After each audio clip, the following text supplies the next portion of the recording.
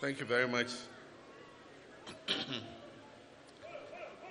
I wish to begin by thanking the Almighty God for the blessings and favor He has continued to shower on me throughout my entire political career. And I'm guided by the quotation from Romans 8:31. And it says, "What then shall we do? What then shall we say about these things?" And it concludes, "If God be for us, who can be against us?" I want to start by acknowledging the chairman and members of the Council of Elders of our great party, to recognize our national chairman, Johnson Asiedu Ketia, our general secretary, Fifi Fiavi Kwete, and the entire national executive committee of our party. I also acknowledge with gratitude my former chairman, Honorable Samuel Ofosu-Ampofo,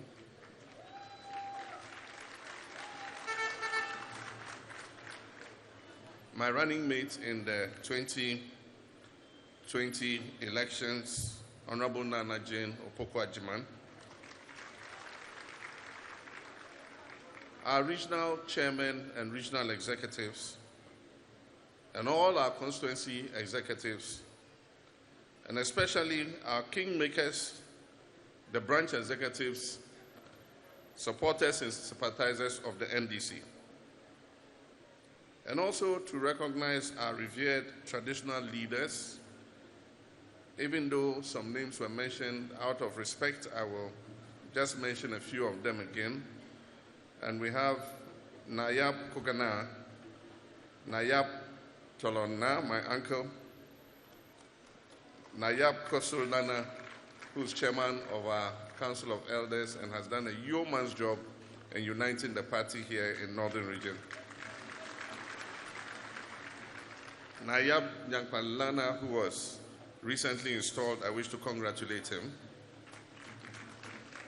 Nayab Warbogulana, and my good friend and elder brother from long ago, Nayab Lamashena,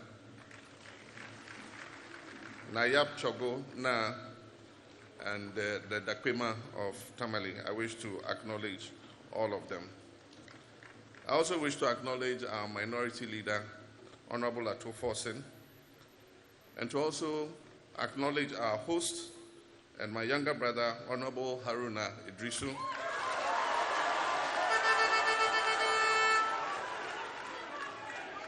and all our members of parliament who have taken time to be with us today, and my fellow countrymen and women, the general viewing and listening public. I want to say thank you very much. I must add very quickly how happy I am to be speaking here at the University for Development Studies, the UDS in Tamale, having earlier launched my campaign at the University for Health and Allied Sciences in Ho, in the Volta region, two universities established by our great political tradition, the NDC. Yesterday, Sunday, 14th May, was Mother's Day. Let me use this opportunity to extend my Mother's Day appreciation to my wife, Lodina Mahama,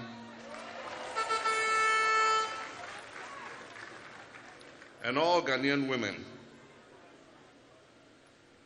Fellow Akatamansonians, with profound gratitude, I humbly accept to be the presidential candidate of the National Democratic Congress.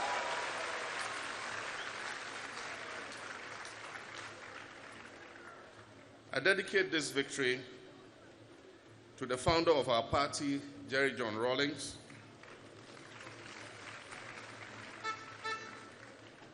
to my late boss and mentor, Professor John Evans Atta-Mills, to my former Vice President, Kwesi Bekwin Emisarata, and the many hundreds of our senior comrades who labored to build this political tradition that we have the privilege of leading today.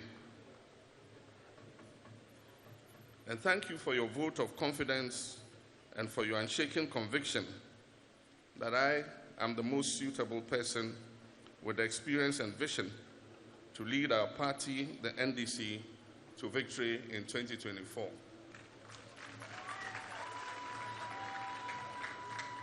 We must win the election to enable us build the Ghana we want together. I pledge to lead you to a resounding victory come December 2024. Let me, on your behalf and on my own behalf, acknowledge the contribution of Dr. Kwabena Dufo, former mayor of Kumasi, Kojo Bonsu, and Mr. Ernest Kobia, for what they have done towards enhancing the internal democratic systems of our party. I also wish to thank the staff of the Electoral Commission for their support in making our parliamentary and presidential primaries a resounding success. My special thanks go to Mr. Srebo Kweku and his district election directors for working over and above the call of duty to ensure a successful election. To you, the kingmakers of the NDC, I say thank you for electing me with a resounding 297,603 votes, which constitutes 98.9% of the total valid votes cast. This margin of victory is deafening and emphatic and resounding, and it is indicative of the unwavering singular intent of the NDC to win the 2024 election. As I crisscross the length and breadth of this country, clocking about 13,000 kilometers, I was reminded at every stage of the journey of the enormity of the job that is ahead of us. I accept this onerous responsibility placed on my shoulders with absolute humility and a deep sense of respect for the tough tasks that lie ahead in resetting our beloved nation Ghana to one that allows us to regain our lost glory.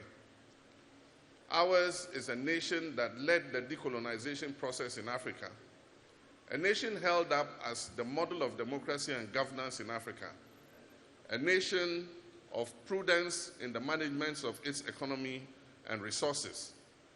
This victory is not about me, John Mahama. It is about our people and the creation of a society that allows our citizens to live a decent and dignified life. It is about expanding access to health care so that our mothers and sisters will not lose their lives carrying out their biological duty of procreation.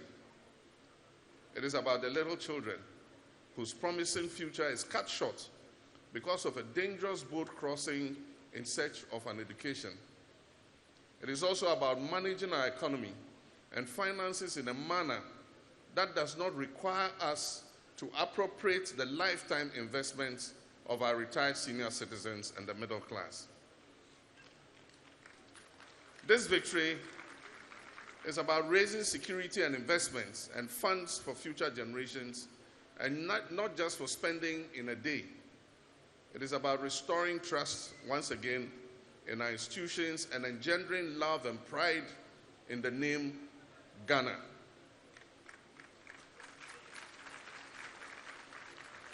But first, we must win the elections in 2024.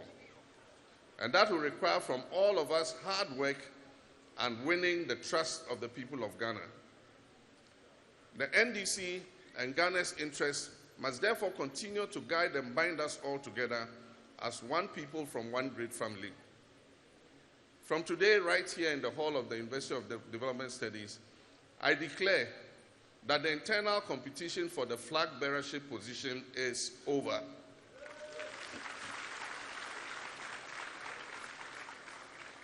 You have chosen experience with vision over experiment, and I'm confident that in December 2024, Ghanaians will make that choice that puts us back on the path of building the Ghana we want together. We must flip the coin from competition to cooperation. We need cooperation to build a better Ghana and a better NDC. I'm therefore calling for cooperation among all elected parliamentary candidates and your aspirants and supporters. Incumbent members of parliament who lost their primaries must also keep their heads up. You remain heroes for the good job you have done and continue to do. We need your experience and talents for the honors job that faces us when the good people of Ghana give us a mandate to steer the affairs of this country once more. Above all, we need you in the remaining 1.5 years of your parliamentary mandate to carry out your duties in Parliament with dedication and commitment to safeguard the interests of the Ghanaian people. And I wish to assure you that I intend to meet with these MPs at the earliest possible opportunity. I wish to assure you that you are still assets of the party, and we shall make use of the talents and experience that you have garnered. The party needs you and will continue to rely on you as we seek to win election 2024 and change the destiny of the suffering people of Ghana. We must remain one solid family. Let me emphasize and urge all of us as members of the NDC to rededicate ourselves, commit our energies and resources to work hard to win 2024. I assure you of my open-mindedness, my open-door policy, and my commitment to run a government that will be based on merit and competence. Let me reaffirm my unshaken commitment to offer the needed support to our parliamentary candidates and all constituencies to make certain that we secure a healthy majority in the next parliament. What this means for our party is that we must conclude the outstanding parliamentary elections as soon as possible so that we can focus our resources on the campaign for the upcoming national elections. I assure you that together with the National Chairman, the General Secretary, and other executives, we will plan and campaign very vigorously with clear objectives and strategic outcomes. We owe it as a duty to our country to do so, and we shall. On this note, as I dissolve my innovative, hardworking, and successful campaign coordinating team led by Professor Joshua Alabi, I wish to thank the team, my staff, my security, the media, the NDC regional chairman, regional and constituency campaign teams, and of course my wife, Lordina, my children, and my siblings, some of whom are here. Stand up, let them see you. Thank you. Thank you. And my siblings, and all others who were on this journey with me. I can never repay you for your generosity, dedication, and love for me and for our country, Ghana. Let's hold on to hope. Ladies and gentlemen, we must urgently commence building the Ghana we want together, because our dear nation Ghana is sailing through perilous seas. Our socio-economic foundation as a nation has in the last few years not only been threatened, but has been fractured and dislocated. Corruption and the raid on the public purse have come to a crescendo. The rights of citizens, including journalists, no longer matter to this government. In the last 2 years, Ghana has dropped on the Press Freedom Index. Our national health insurance scheme is comatose. The scheme is starved of funds by the government capping policy and the refusal to release proceeds of the National Health Insurance Levy to the National Health Insurance Authority. Patients are faced with an empty scheme that only ensures retrieval of their medical folders and consultation. Even basic drugs, such as analgesics, cough mixtures, and antibiotics, must be purchased by patients themselves from the drugstores. For the first time in our history, retirees and the middle class are facing the existential threat to their survival and financial stability due to gross mismanagement of our economy by a grossly inept finance minister and economic management team.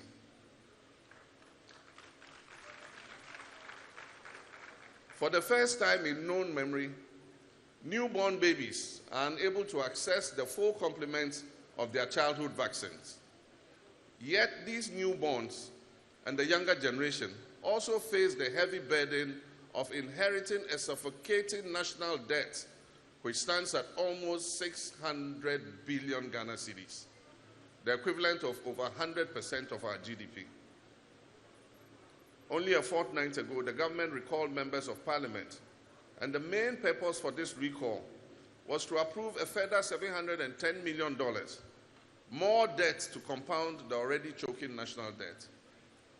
Ladies and gentlemen, the lack of vision and prospects by government is patently discomforting.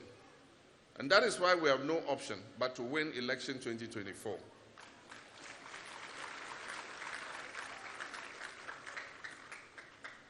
This is to reset our country on a path of transformation for progress and prosperity. I come to you, the good people of Ghana, and I say there's hope for our country. That hope will emanate from our very selves as a resilient nation, a people with a passionate appetite for progress and prosperity, a people capable of rising from the ashes of catastrophe like a phoenix to build a stronger and smarter nation to serve our needs and wants. This hope also springs from a leadership that is willing to accept responsibility and fix the problems rather than pass the buck. A leadership that is honest and does not lie to its people. A leadership that is consultative and willing to build a consensus in solving the challenges that confront Ghanaians in their daily lives. I have an unshakable conviction.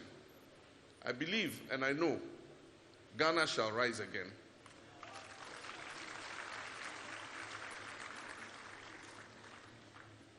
My vision for our beloved Ghana aligns with your expectations for a better Ghana, one that we're going to build together. Beyond my vision, ladies and gentlemen, our Constitution also gives us hope.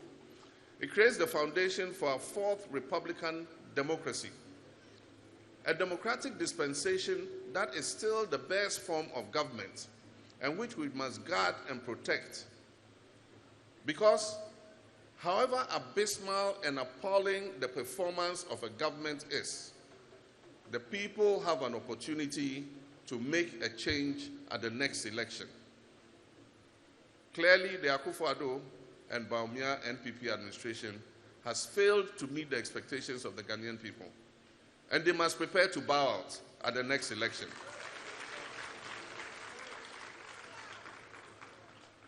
And they must start preparing their handing over notes. And get ready to account to the people of Ghana for their stewardship. Yes, there is hope for our country. I firmly believe in our collective ability as a party to lead a transformation agenda that restores decent values, revives youthful aspirations and ambitions. Ours will be a progressive government that provides equal opportunities for decent and sustainable livelihoods. I'm convinced that by working together with Ghanaians, we shall turn Ghana's hopelessness and gloom today into a better and brighter tomorrow. Ladies and gentlemen, let me dwell a bit on the destructive elephant in the room, which is the economy. Literally and figuratively, the government's economic management team has displayed grave incompetence, mismanaged Ghana's economy, and inflicted severe hardships on Ghanaians, including the elderly and the young. Ghanaians now know the address of the so-called solid economic management team, in quotes. The chairman and members of this economic management team have become the butt of jokes in people's homes, in the marketplaces, in restaurants, on social media, and on the airwaves, because of their misguided commentaries both in opposition and government. As a leader, your word should always be truthful. It should be sincere and honest. It should count for something. If you're not truthful, you lose the trust of the people. Prices of goods and services continue to see extreme increases with devastating effects on the livelihood of Ghanaians. The price trends reflect the inflationary increase from 15.4% in December 2016 to over 40% presently. Unfortunately, as inflation rises, employment has not improved but has worsened. The growth rate of the agricultural sector, which was 2.7% in 2016, despite all the sloganeering, was a paltry 0.7% in 2022. The manufacturing sector, which stood at 7.9% in 2016, dipped to 4.5% in 2022. And the construction sector has gone down from 8.4% in 2016 to 4.2% in 2022. Sometimes, when I read about these terrible economic trends coupled with credit rating agencies downgrading Ghana, I ask, what has happened to the unprecedented resources that have accrued to the Akufo-Addo-Bawumia government since 2017? No government in our Fourth Republic has had the sheer amount of resources that have been made available to this particular government. And yet they have been unrelenting in hiding the truth. The fact, however, remains that by March 2020, the pre-COVID era in Ghana, the national debt had already increased by 100 billion within 3 short years. And this shows a steep rise from the 120 billion in 2016 to 225 billion in 2019. Indeed, the budget deficit of 7.5% recorded in 2018 had at that time exceeded the legally accepted threshold of 5%. Ladies and gentlemen, the combined effect of the critical economic indices before COVID-19 and after COVID-19 points to one truth. The immutable truth is that the NPP has blatantly mismanaged the economy of this country. And we cannot allow them to continue holding Ghana's progress in reverse gear. Ghana is not for a few people alone. Ghana is for all of us and generations yet unborn. As I said, we must rise like the phoenix, rising from the ashes, renew, reform, and liberate ourselves from this misrule on December 7th, 2024. And this is why I'm running for president in 2024. And this is why you voted massively for me on Saturday, May 13th, 2024. I've proposed a raft of measures and referred the government to our NDC 2020 manifesto for policy alternatives. These measures still apply today because we are neck deep in an economic crisis. The first thing, government must take responsibility for this messy economy arising from its reckless borrowing and mismanagement of the country. This is going to be one of the immediate actions of my government, God willing, when voted into office. I'll lead a process to set a standardized limit for public borrowing. Government has refused to cut expenditure by reducing the size of government and adjusting the compensation and allowances of appointees and profligate expenditure. The president is rather appointing more people and continuing to recklessly overspend. Only recently, he appointed a CEO for mortuaries and funerals.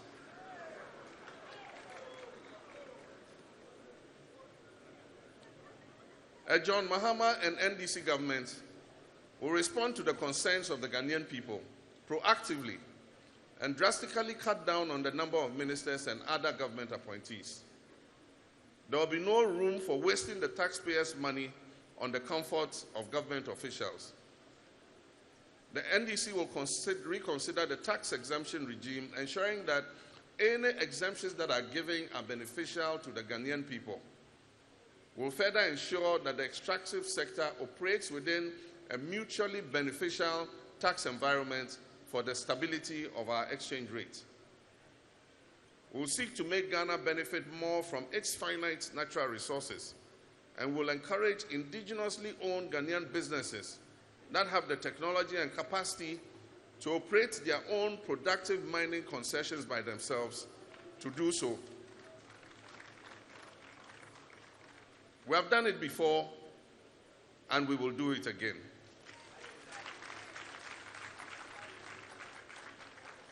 Together with my team, we will enhance investor confidence in our country to attract credible domestic and foreign investors, especially in the manufacturing and light industry sector.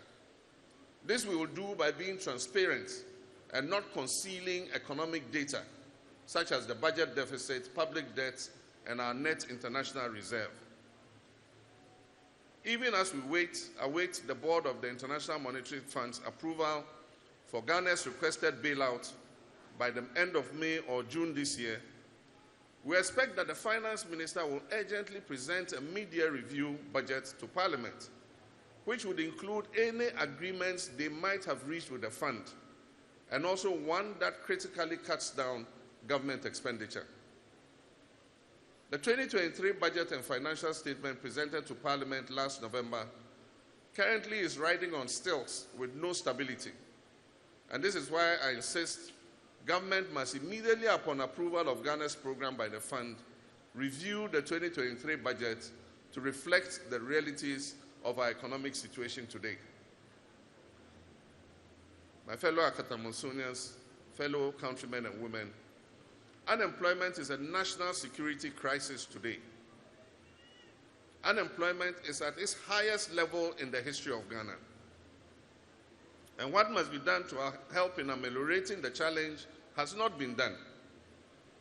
From January 2025, the next NDC administration will work to transform our economy, diversify our exports, ensure value addition to our production to create more jobs.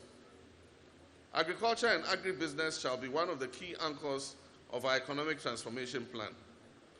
We will launch a program akin to the Operation Feed Yourself and Feed Your Industries program of the early 1970s.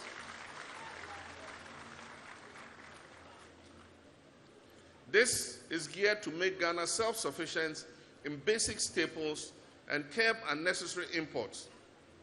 We will seek to make indigenous entrepreneurs capture, in quotes, the commanding heights of the Ghanaian economy. In our previous stint in government, we sought to achieve this by strategically prioritizing the Tamale irrigation project, rehabilitating the Via and Tono irrigation projects, all in the Upper East region.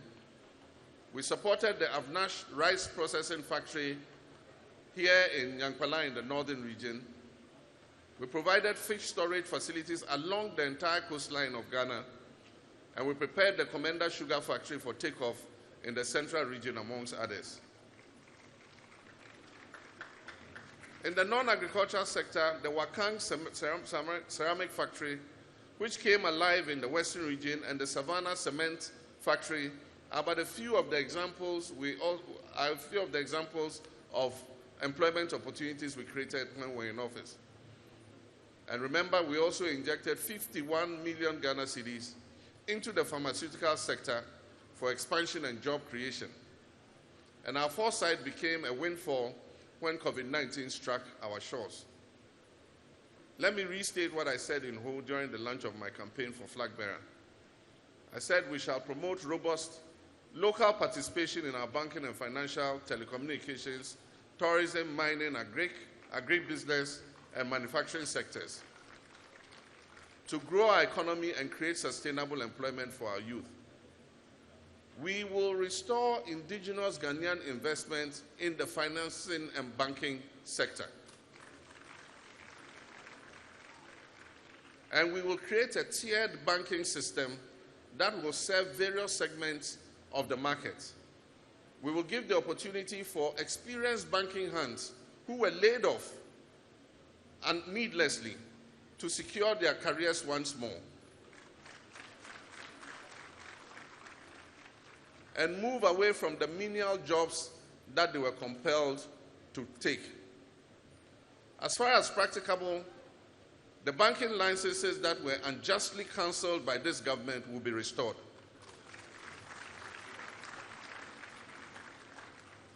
Ladies and gentlemen, our nation is still at the crossroads with crippling debts and an inefficient and wasteful government. We cannot continue this pathway. It is a betrayal of our people as a leader to keep doing things the same way when the results leave them poorer. I am committed to operating an effective government with no more than 60 ministers.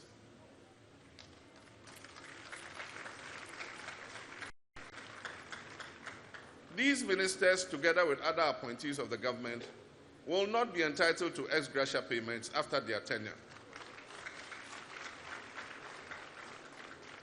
As I will make them commit to that undertaking even before the necessary constitutional amendments, including a review of the controversial Article 71, is carried out.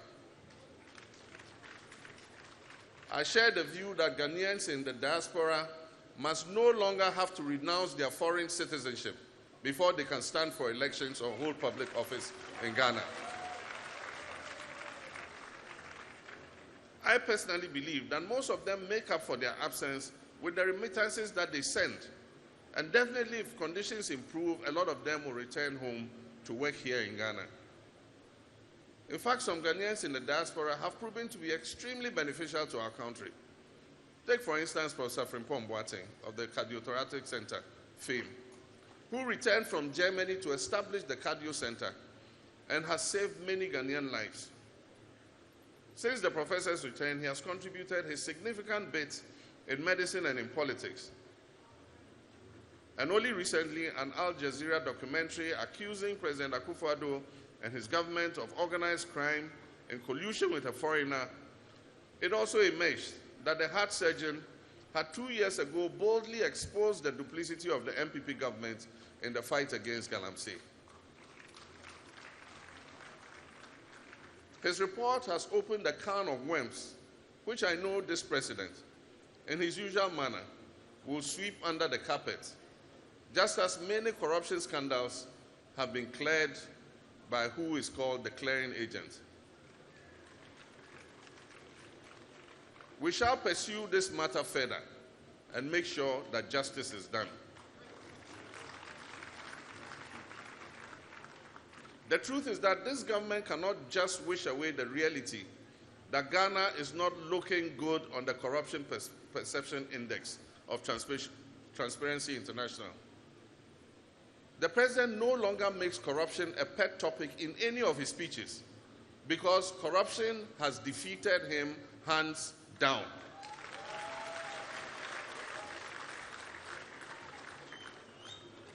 In the government's bid to obscure corruption, they have resorted to suppressing press freedoms and an inordinate clampdown of civil society activists, including even members of parliament who dare to expose corruption.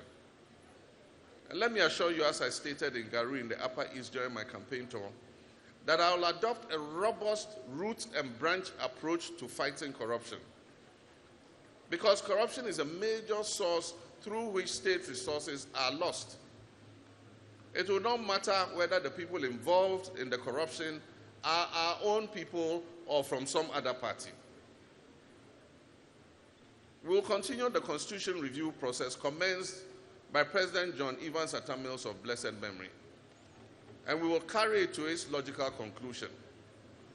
This will help to plug the loopholes and clarify some clauses in our constitution and make it responsive to our current reality. My fellow Tamansonians, Eyezu, Eyeza, Ehejo, Emefa, hey, hey, hey. Thank you. I began by thanking you, my party delegates, for voting massively for me on Saturday. And I promise that I'll fulfill every promise I made to you during my visits to your constituencies.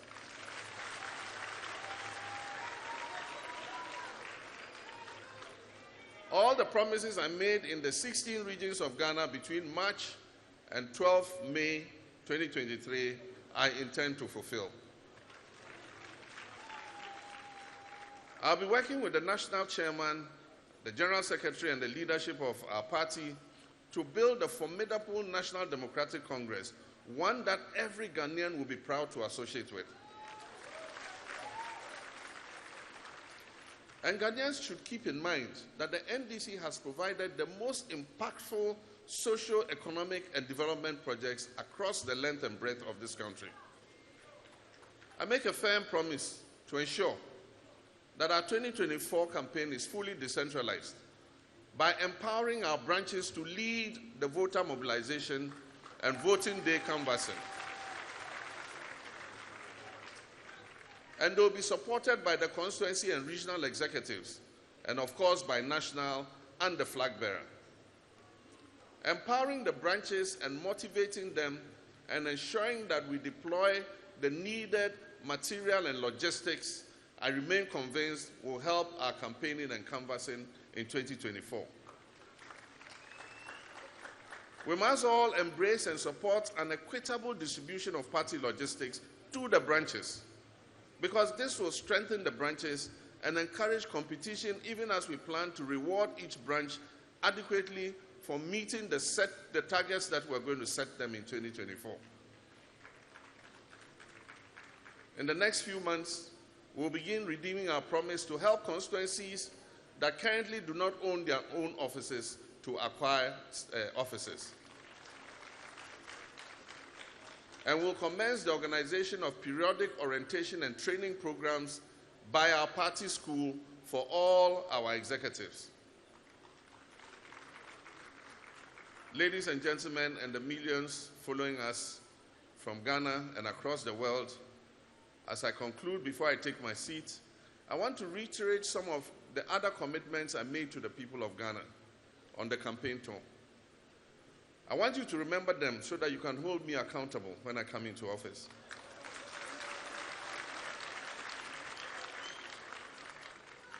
I'll keep these promises when I assume office on January 7th, 2025, God willing.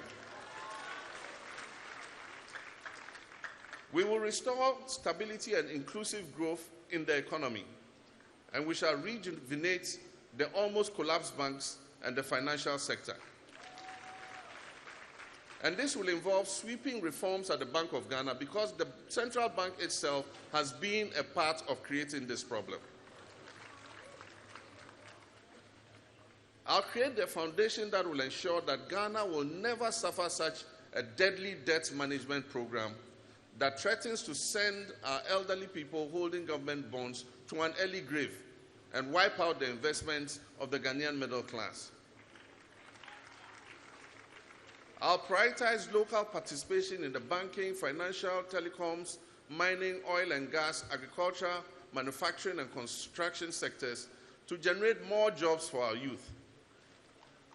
The Ghanaian young men and women we interact with on a daily basis and their colleagues in other African countries are simply tired of the jobless GDP figures. We will actively attract viable and serious private sector investors to partner government to invest in the productive sectors of this country for more jobs to be created.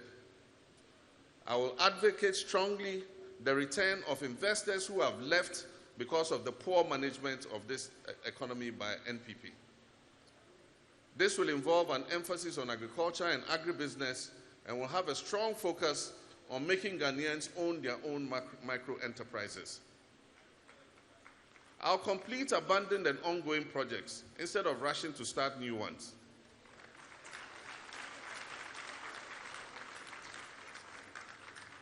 We will carry out an inventory of all hospitals, schools, electrification, water, and road projects which have stalled or been abandoned, and we will make an annual budgetary allocation for their completion.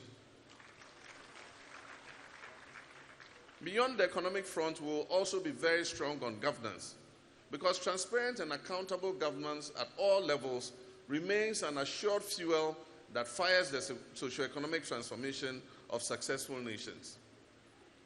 In that regard, we'll establish a Governance Advisory Council to help improve political governance, curb corruption, and ensure the respect of human rights. This council will include representatives of civil society organizations, religious leaders, traditional leaders, and ordinary Ghanaians. And amongst others, they will be empowered to release a State of Governance in Ghana report every year. This report will guide government in fine-tuning our good governance record. And as I said already, I'll run the leanest but most efficient government under the Fourth Republic by appointing not more than 60 ministers and deputy ministers. And I said already, I'll work to abolish the payment of ex gratia and cut out waste and ostentation in government. We shall work with Parliament and all stakeholders to complete the Constitution review process and strengthen the separation of powers. Government procurement is recognized as a major source of corruption and misappropriation of public funds. We will therefore, among other measures, set up an independent value for money office to scrutinize all government procurements that are above a $5 million threshold or as shall be recommended by Parliament. I will give anti-corruption state institutions unfettered space to operate. The days of the clearing agents must come to an end on January 7, 2025.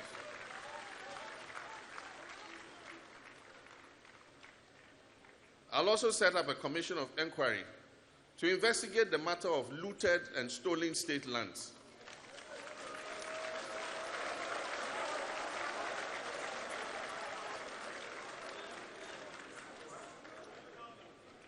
And the same commission will make recommendations for resolving the vexed issue of expropriated Gar-Dangbe lands.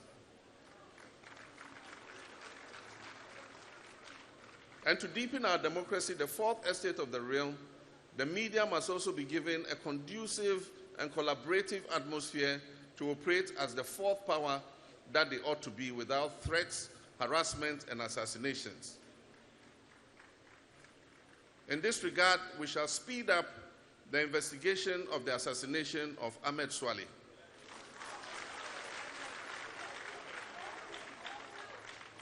And the perpetrators shall surely be brought to book. We are starting off in earnest, and I'll be outlining other policies and strategies in the course of the 2024 campaign and also in our 2024 manifesto conversations. Let me emphasize that Ghana is in this severe and acute financial distress with suffocating levels of unemployment due to the reckless mismanagement of the economy by the Akufo-Addo Bawumia government.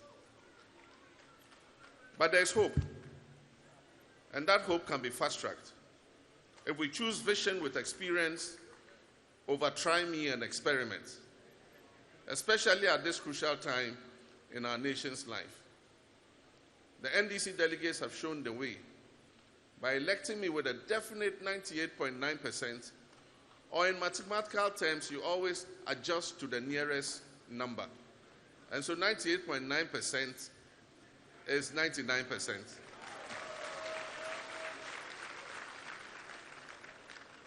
And this is indicative of their elevated faith and conviction in my ability to provide honest, visionary, and responsible leadership.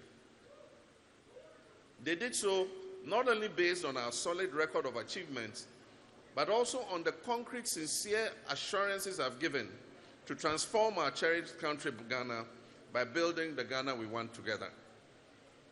That transformation will demand your cooperation, and that cooperation begins from today. In building the Ghana we want together, we will need you, every Ghanaian, including the disappointed NPP members.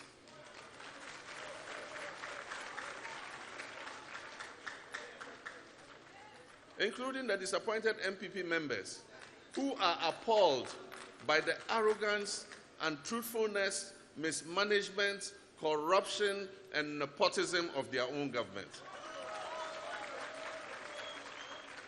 I invite all such persons to join us in this rebuilding mission. We will also need you, every Ghanaian who wants to have a project or program in agriculture, including horticulture, aquaculture, small businesses, manufacturing, construction services, extractive industry, but has been impeded by the illicit demands of officials of this government. The next NDC government is your home.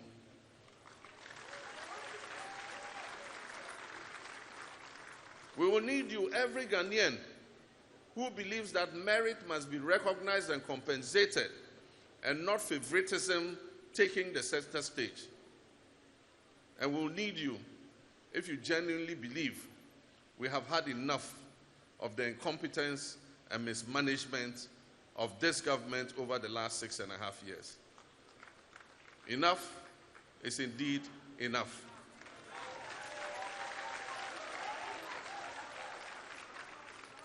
Ghanaians have suffered enough hardship and misrule from this bungling and rapacious Akufo-Addo-Bawumia administration. Let us complete the task we have started by campaigning day and night for your humble servant, John Mahama.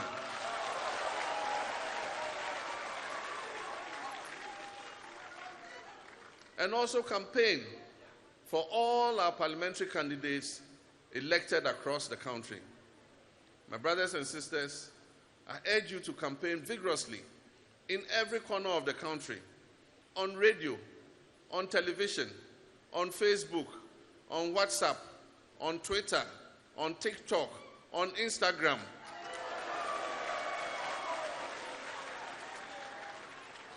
And even in your private conversations. NDC members, our sympathizers, our supporters, I make you this promise. For all those who will vote for NDC, I promise you, we shall protect your vote.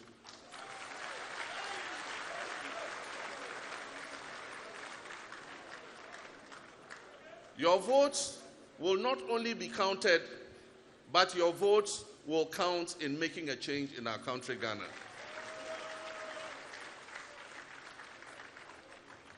Your vote will propel the NDC into office.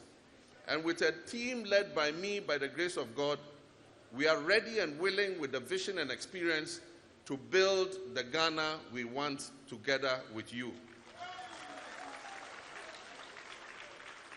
Ladies and gentlemen, victory will not only be for NDC, it will be for the whole nation Ghana in December 2024. And when this victory comes, there shall be work and happiness for all Ghanaians. I thank you, and God bless us all, and God bless our homeland Ghana. Thank you.